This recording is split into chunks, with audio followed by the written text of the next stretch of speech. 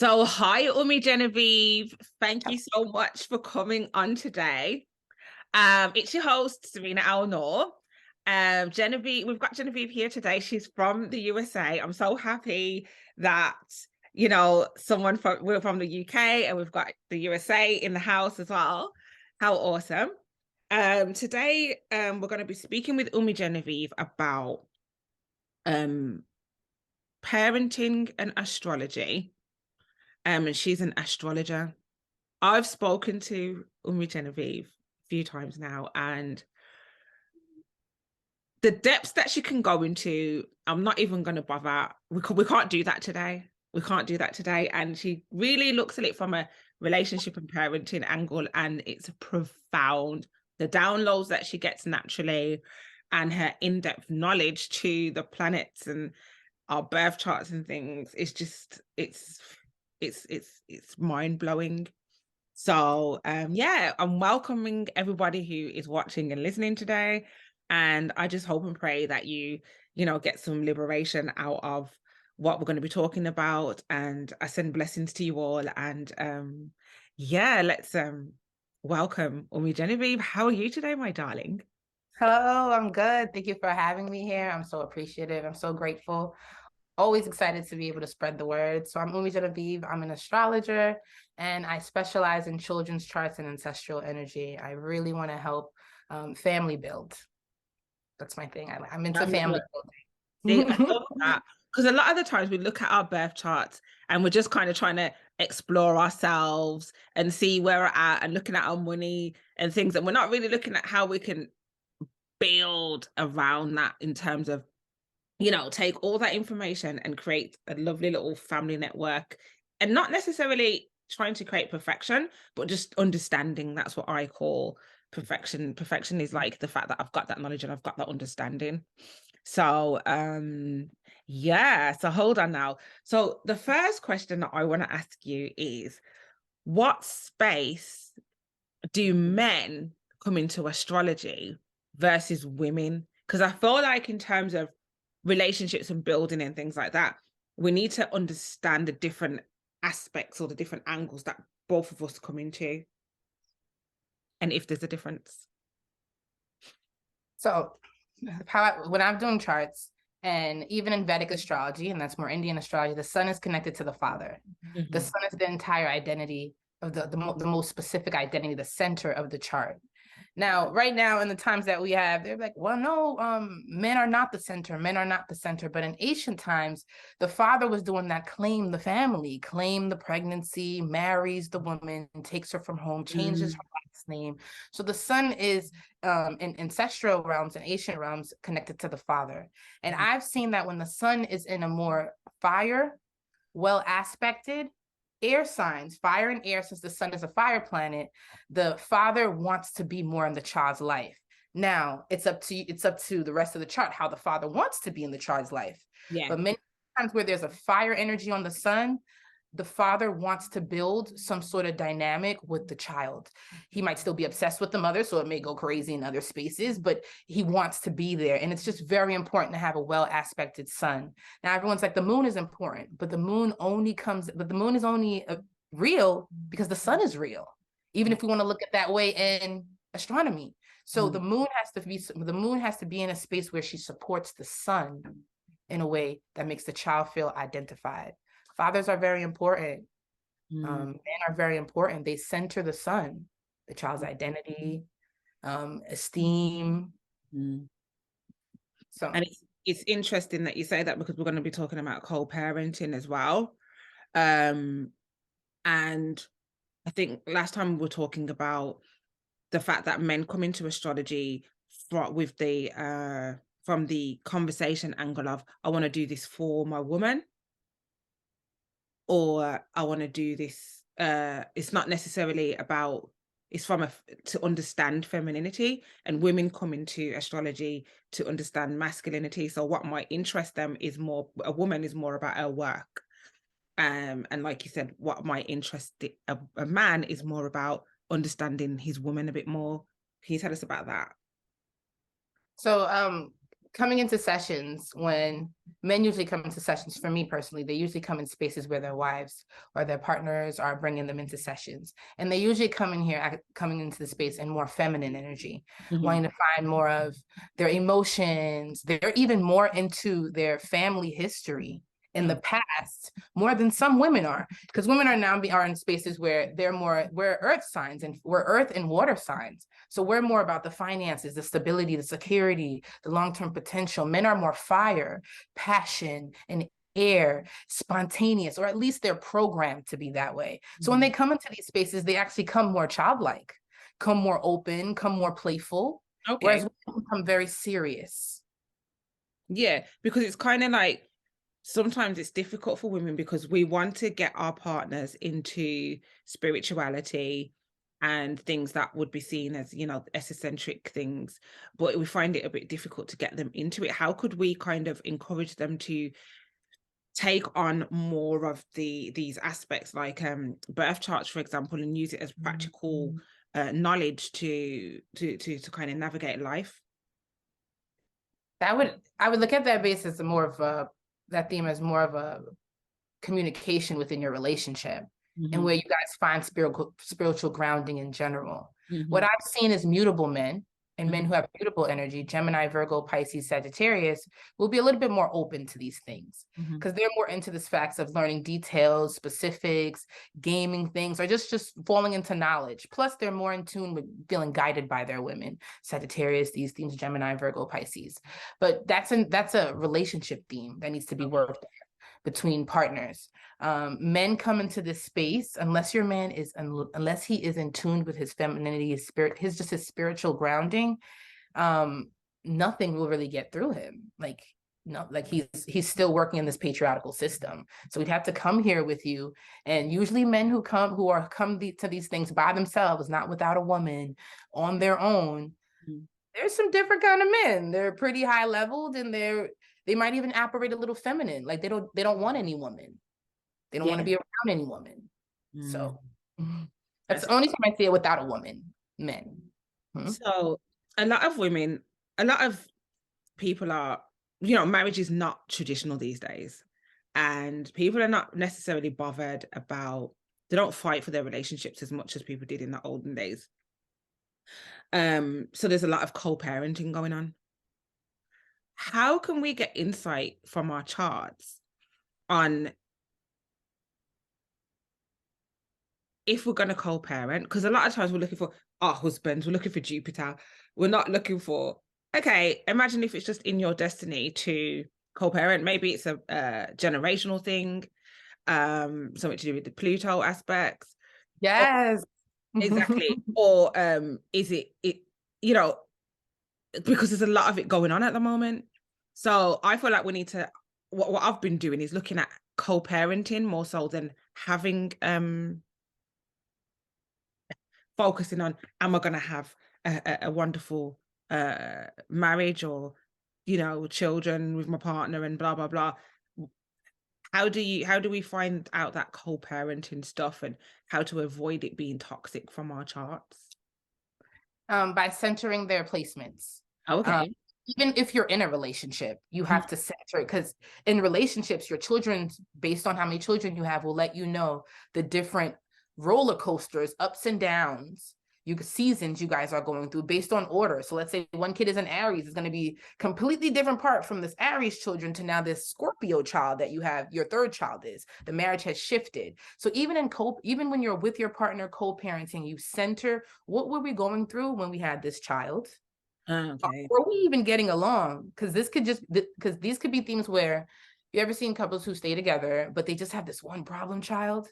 Like this one child that just gives them issues, because during the relationship, they were having issues with this conception in some sort of way. So so whenever they resonate with this child or feel like they have to find middle ground with that child's energy, it reminds them of that time. So when you look at the placements, your placements will let you see like, oh, my son is a Scorpio. I was going through some platonic things. Am I identifying this child and their parent because of this platonic thing that I went through with? And how do I unpack that so I don't always look at their dad and them as in a platonic way? Okay, I'm not saying I can understand, but I can see why some mothers will look at some kids and be like, go, like, I'd rather not deal with you. And a lot of people are like, it's because the father, it's because the father, it's because the father. There's truth to that, but there's also a truth between what she's experienced within that conception. If my pregnancy was terrible, I cried every day, I was being abused, there's high probability I might treat this child and that father and their father, especially if it's co-parenting, based on that feeling and still walk with that. Like, I had my daughter in Pluto, so I baby her too much. I'm like, oh my God, I don't want her to. So I can still make the same mistake. So, you know what? So I hope that. My son's Taurus and my daughter's Sagittarius. And I'm Cancerian. What does that say? Okay, so we're going to look at where the moon is aspecting, because the moon shows how it's supported. Because we would look at Sagittarius daughter and be like, okay, dad, Sagittarius energy. There's some basis with dad where he's either trying to balance out with you, or he's giving you some sort of sense of freedom, some basis there. Taurus energy, his dad can be still a little tricky, the Taurus dynamic. Now, Taurus energy is a financial sign. So there's something going on with dad and resources, how well he supports, how well he's available, that basis. And it's a relationship sign. Sagittarius dad, Sagittarius daughter, there's a basis with dad wanting to be there. This is dad, what's the basis with dad here? Dad likes you. You guys met in school. You guys met through work. Why is there energy where there could be friends? But there can be miscommunication here. But if you guys have gotten past miscommunication and just different beliefs, you'll be okay. But if not, then that can be the miscommunication themes. But there's still a friendly dynamic. Taurus can get a little tricky, but the only reason why Taurus cannot be tricky because it's nice to you. It aspects you well. It sextiles you. Yeah, because I'm Cancerian. So that's why I can get better. But it's still a little tricky with Taurus because his sun is uncomfortable. He's a financial sign. Sun doesn't really do well sometimes in earth and water. So there's something going on with dad where he needs to find more of what is fair. How do we balance things out? Now, Sagittarius dynamics is a fire sign. Now we got to see where moon is, because this could be a father who still wants to be with you, wants to talk to you, wants to be around in some way because he was identified here. You gave him some sort of fire. So depending on how he takes that in on a mental level is if it's positive or negative, but it's still esteemed here. Also, there is wanting to be some communication with the child in some sort of way, some sort of basis. Now, where's the moon though? The moon matters. Also, Sagittarius doesn't aspect you in the best way as a Cancer sun, unless you have Gemini or you have some sort of fire in your chart to balance it out. So this is where it gets a little tricky because your beliefs can throw Sagittarius off. Sagittarius themes, mindsets, because it's fire. There's still something very ego-driven about them. Yeah. And it's funny because I was saying the other day that it kind of clicked to me that my daughter is Sagittarius. My son's Taurus. My son's dad is Sagittarius and he's a Taurus, and my daughter's dad is Taurus. So they've got, my first marriage is Taurus and Sagittarius, and then my second relationship is Taurus and Sagittarius again, but it's the dad's different, the children are different. So it's like it's swapped over. What's with that? I feel like that's a sign that I need to, I don't know if there's something that I haven't dealt with or what, but yeah, my daughter's dad is Taurus, she's Sagittarius. My son's dad is Sagittarius and he's Taurus. Do you get that? Yeah. Go on. So it's a relationship sign, Taurus, a value sign, because the opposite of Scorpio. Yeah. With beliefs. So there's something going on where maybe your partners may not always align with your beliefs. Your mindsets, just where your spirituality is taking you. And also you might be a little traveler. Well, someone's a traveler here, or still trying to figure out where they want to live. So this can throw the relationship off because Taurus wants to ground your mind. Let's stay here. It's the bull. It doesn't move unless something messes with it. Sagittarius wants to move and groove. And even if it's by mistake, they'll end up in another city. Even if they just end up visiting a friend, now they'll stay. So the energy can throw Taurus off. So there's something going on with your beliefs, your sense of adventure in life that's conflicting the relationships that you're walking in. Yeah, that's interesting, because it's funny because I'm really working on laying roots at the moment because I love traveling. Like I've been to Bali, been to India, I've been to Africa, and I stay long periods of time when I go as well, because I like to understand like the cultures and see where I fit into that. And also I know that I don't want to retire in cold, miserable UK. So it's almost like a testing ground, so that when I retire, I know where I'm going, you know. So it's more, I don't know if that's how I justify it, but yeah, that's how and I have very unconventional parenting, maybe because you're right, Uranus in Scorpio. Um I do have very, I'm not very set, I'm not very like a laying roots person. It's only now I've got older that I lay roots. However, it's still been very good for the children because they're quite, they're very they're very mature, the children, because they've experienced so many different cultures and different things. I even homeschool and stuff like that. So that's quite interesting to see. So in terms of the Taurian side of things, I can see where that would be conflicting, where it's, you know, laying roots and being grounded, and then this need to be adventurous and floaty and Gemini, um and just wondering, and I can see where the imbalance comes with that. So that's very interesting. I don't know if anybody else has those placements or anything that's relatively the same, you know, and hopefully Umi has explained mine in a way that translates what's going on for you. Because I think sometimes we don't even really like imagine how ironic that is. My daughter's Sagittarius, her dad's Taurus, my son's Taurus, and his dad's Sagittarius. Like that is just so ironic. It's awesome. But there are frictions going on.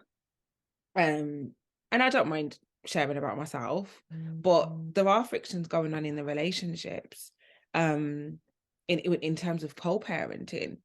And yes, we've spoken about the energy, you know, that we created these children in. Was it a time when the parents were arguing, um which has caused affliction, and then we're projecting onto those children, and you just like your dad or whatever, when actually really it was a space that we was in that we might need to heal from as well. So my next question is, how do we heal those frictions? Being conscious of them, that they exist, looking in your children's charts and seeing where the malefics are, looking in your chart and seeing how you aspect your child's chart. You might have a sun sign or a moon sign or a rising sign that squares them, opposes them, puts them in the position where there will naturally be friction here. And that could have been themes that happened in the relationship with mom and dad, where it was set, things that were happening that were set in stone, grudges held, things like that. Within that time, you were carrying the child. So now when you have these dynamics, like you might have there's this movie like This Christmas with Chris Brown, right? And his dad leaves his mom, and he was like his brother did the same thing, and they went like to go do some sort of like performance, be some singer or something that mom did not want. Then Chris Brown ends up doing the same thing As his so dad. yes, and his brother. Okay. And that's the thing where you're always going to look at, like, especially when you are mating with others, there's just certain parts of people's history that are there, like molestation, murders, poverty, that can be completely different from your experience. So there'll naturally be frictions between that understanding in their world and your understanding in your world. And then now you create a child who has both of those experiences in their DNA. So there's going to be some things that cause friction based on that's your daddy's side. And there's going to be some shit that's going to be like, yo, you get that from your mama's side. Things like that. People openly say it sometimes. And that's going to be the things that you got to really work out with your child, where you're like, okay, and how you spiritually take that in without bitterness, without fear. You got to get past all those things because you did what you did. You laid and you made your bed. So now you work on the energy and you realize where that friction is, where there can just be that theme. Like I have an Aries son. I'm a Scorpio. We're two different Mars. His Mars is confrontational. So sometimes I'm like, whoa, but I can't let him know that I'm afraid of that whoa, even though inside I'm like, ugh. but I can't let him know that. So I have to stand my ground because that's his energy. His energy is Martian and Aries though. So he's more about integrity. I'm a Scorpio. I might hide my hand a little bit, watch you, scope. Yeah. So I always have to be, and that's the thing that me and his father struggles with. One of us being passive aggressive and one of us being overly confrontational. Yeah. Yeah. Things like that. Because as a Cancerian, I'm quite passive, but I've had to learn to be more upfront because of the children. Like my son is Taurus. He just wants to let's just have it out. Like I'm not. Whereas I'm more like strategic. Like okay, I'm not going to say this now. I'll say it later at this point, and then once I get over that hurdle, then we're going to do that. And he's just like, "Mom, stop being sneaky." He sees it that I'm being manipulative. When actually I'm being strategic, if you get what I mean. I'm not being intentionally harmfully manipulative. I'm actually trying to just parent you in a way to, and consider that you may not want to do that right straight away and you might need some support or whatever, but actually we're still just like, just say it how it is and I'll get it done. And it's helped me to be a bit more upfront and just quick with what I've got to do as well. Yeah. And especially with his energy being Taurus, so he probably has a lot of Aries. He might have Aries placements in his chart that asks him to be that confrontational, but he's still Venus. So there's something that's asking him to mind his manners, still in life, because he's still Venus. So he's still supposed to play nice. Yes. Especially if he's Venus, he's going to get what he wants a lot in life if he plays just a little bit more nice. And he does, and he notices that when he plays nice and do things how other people want him to do it, he does get further, which is interesting. Very interesting. So let's talk about children that are sexual. How do we deal with that? Like children that are sexual, they're very much into their sexuality, and then it's uncomfortable for adults because they're underage. How do we discover that, and how do we deal with it, and what does that say about us as parents? Because a lot of the times we feel like we're probably acting a certain way in front of the children, or allowing them to be exposed to certain things, where there's families who are not like that at all and their children are still very aware of themselves sexually. So one of the things that I'll see with these charts is Aquarius energy, Uranus energy, Scorpio, Pluto, Virgo, Mercury. Mm-hmm. Reason why Virgo and Scorpio used to be one sign. So Virgo, Scorpio, and Libra used to be one, and they look the same. And Virgo stabs itself, Scorpio stabs you. And they're just energies that are very big on how other people's bodies trigger them, Scorpio, and how their bodies trigger others, Virgo. Now, Aquarius is in there because Uranus is exalted in Scorpio. And so a big thing with Uranus energy, it brings on this very fluid, experimental type of basis with it, with these themes. Like we're in it right now. The North Node is in Taurus, South Node in Scorpio, and we just left a Saturn in Aquarius. We're moving into Pluto in Aquarius right now.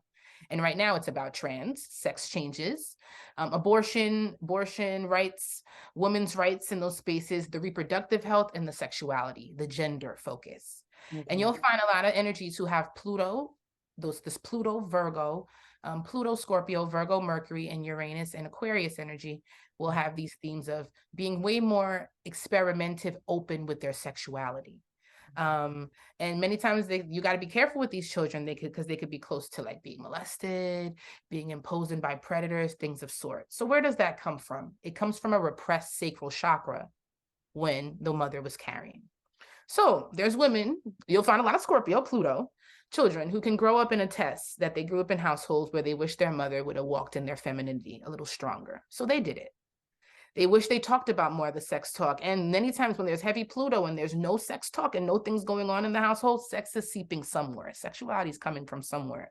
So it can exploit into these transformational intersexual discomforts within themselves, where they're like, oh my God, where's my gender? Or it can come into the spaces where they're, I'm gonna get a little, this is gonna be a little tricky, openly openly sexual, early sexuality. Yes. The old heads would be like fast, right? Yeah. Right, Yeah. those things.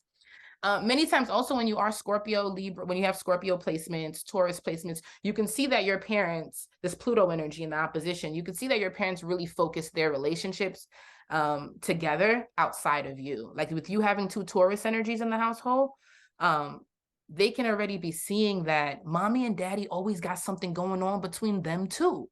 Like in a way where it's always where they can feel out of it in ways. So if a child always sees that mommy and daddy always centers each other, they early on will be like, I can't wait to have my boyfriend. I can't wait to have my Prince Charming, because they're seeing parents center. And that comes on a lot in Pluto, Pluto energy, Scorpio, and that Taurus opposition. We'll add Aries and Libra in there because they're relationship signs too. But it comes from a repressed sacral chakra. It comes from an oversexed family, molestation in the family, things where the sex talk needed to happen and the reproductive health needed to be worked on. Like Dwayne Wade's child, Zaya, right? She's a Scorpio moon. Okay. And what is Gabrielle Union? Scorpio sun. Ah. And Dwayne Wade is a Scorpio. He has Scorpio placements, I think a moon. But this is because of an oversexual. And you'll also see these things. It's not just repressed sacral chakra, oversexed men who are oversexed, have many children. This will come from their families as well because they have a repressed sacral chakra. It's really us. It's our history and us feeling like, oh, shoot, we need to work on this because it's going to manifest in however you roll the dice. That's really what you do. You roll in the dice when you have children. Yeah. And if you look at these things prior to having children, that helps as well, to be fair. But also, when you do work out these things, it's about not judging yourself or the children and just being in a space of acceptance and understanding.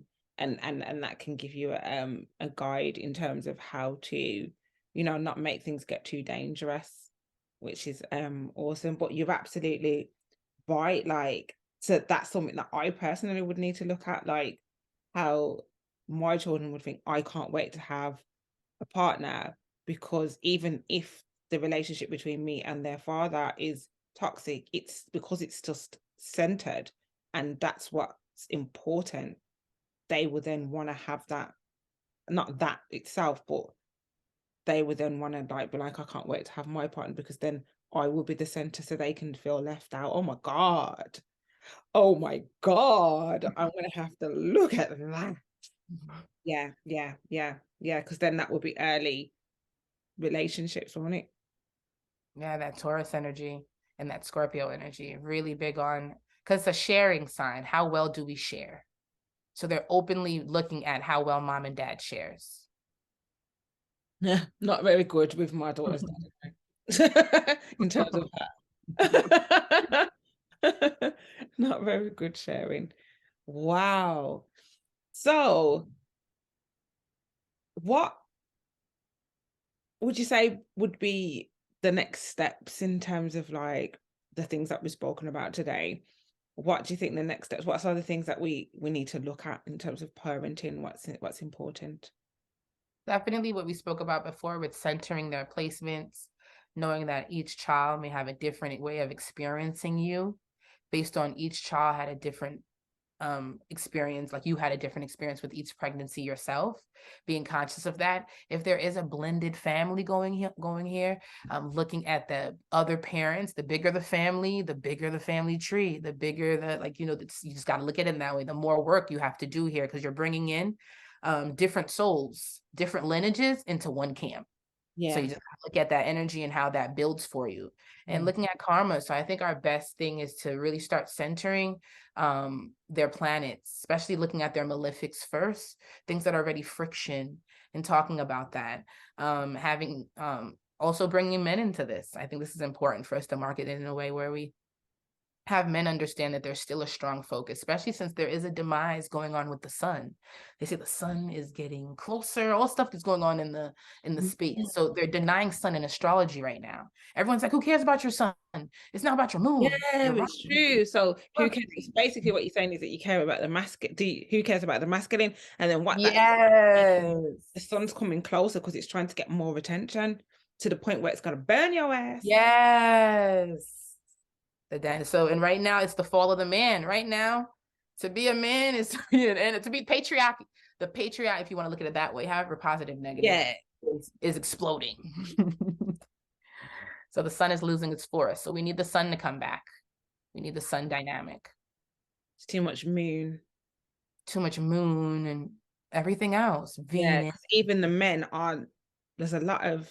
I mean, I don't know if it's because it's every time we turn the TV on, there's a lot of men wanting to be women, or is that what's happening in reality? Maybe something completely different. I mean, we're not out in the world as much as we are when we watching social media and stuff, but it would seem as though a lot of men are wanting to be females as well. So the sun energy is getting shut down in many, many ways without, judging transgenderism and things like that. Just in general, it's like, why are the men are now suppressing their masculinity, whereas before it was women suppressing their masculinity. And I feel like, as a global, we need to kind of respect Libra a bit more and understand the concept of balance, and what's fair.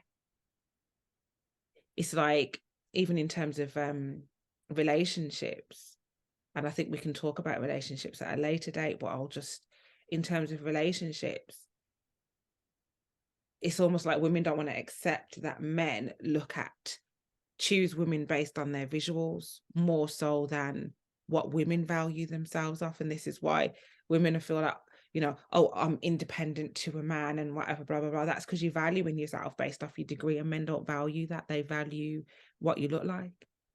So how's about you might need to get in the gym, but they don't want to do that because it's that imbalance where that equality is not there, and I feel like that's showing itself on a global level where we just want each other to suppress our values and needs and wants and views and perceptions. It's like one can't be without the other, and it's not. And then when you look at that in an astrological sense, you can see that happening where now the female's coming on top, the male is going in a state of suppression. So where's the balance in that? Where's the Libra in that? Facts. In Saturn, the world is exalted in Libra. Even though Sun is exalted in Aries, Sun is in fall in Libra, meaning